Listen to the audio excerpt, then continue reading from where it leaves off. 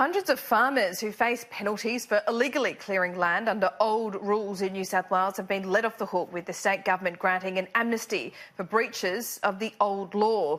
New rules were brought in 2 years ago, replacing 2003 native vegetation laws, but farmers who cleared land before the new regulations were in place were still facing punishment. Joining me now is the New South Wales Agriculture Minister, Adam Marshall. Adam, this is a good move. Why did it take so long to get to this point? Well, I guess the issue is very complicated, but as you said in your intro, we've got a situation now where farmers are facing compliance action, or were until the announcement yesterday, for activities that they undertook, some of them 10, 12 years ago.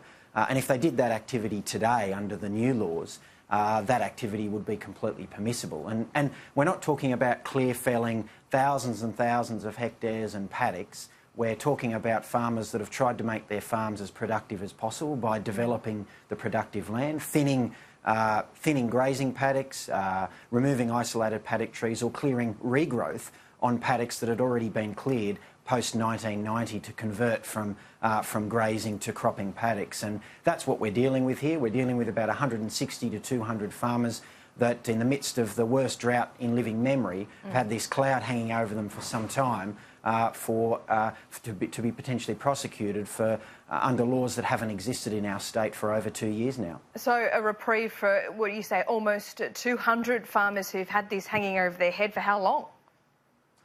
They've had it hanging over their heads, some for months, some for years, but it's not a complete amnesty. That historic activity that they did under the old Act, that activity will now be assessed against our new laws rather than being assessed against the rather draconian and discredited former laws that the Parliament of New South Wales repealed back in August 2017. So for the vast majority of those farmers, they will simply have no case to answer because the activity they did then is completely permissible now. Some others may need to work with some set-asides, that is, that they might need to set aside some vegetation that's on not so productive land on their properties to offset the clearing that they did on their good productive land. And that's what we can apply our new flexible laws to get a better outcome for them and a better outcome for the environment. Because if you want a good environmental outcome, you've got to have farmers that are productive.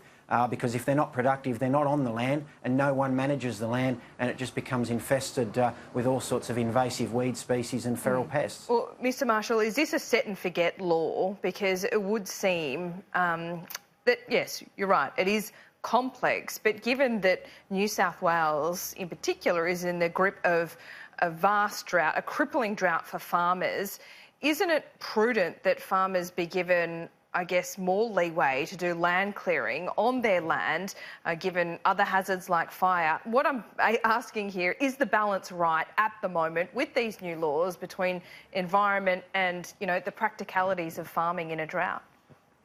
Absolutely, it is. Under the new laws, set and forget? Which do you do you review this constantly? Yeah, it is. It is reviewed constantly. Okay. In fact, we recently had a large meeting up in the northwest town of Moree where there was over 170 farmers.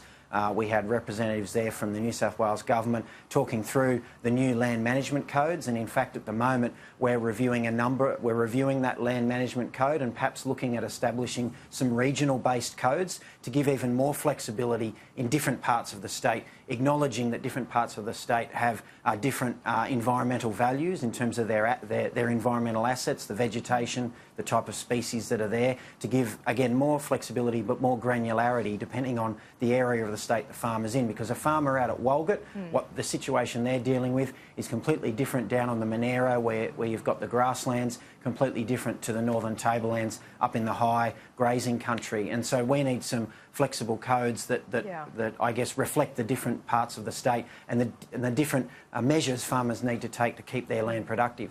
And will you be voting on another issue now to decriminalise abortion in New South Wales?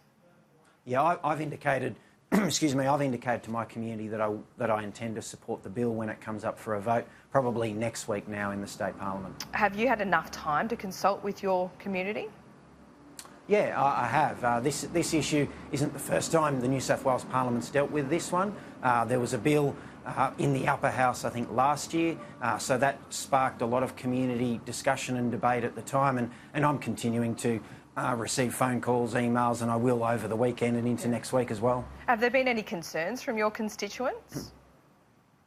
Yeah, I think fair to say if you're to conduct a straw poll, not that I'll be making a decision in the Parliament based on a straw poll, but based on the straw poll, at this stage, probably more people contacting me and my office expressing support for the bill than against.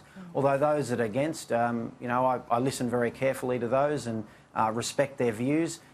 Typically the people that are against have very strong religious convictions and believe very strongly that life begins at conception and are against abortion completely. But the reality is this bill isn't about whether abortion should be legal or not, because the Supreme Court of New South Wales said that it was lawful back in the 70s. So that debate was won or lost, depending on which side of the argument you're on, 50 years ago. This is an issue now about how terminating a pregnancy is regulated and how you provide a safe environment and support women when they're making the most difficult decision they'll ever make in their lives. Obviously this is contentious. There are splits within the Nationals, splits within every party across the political spectrum.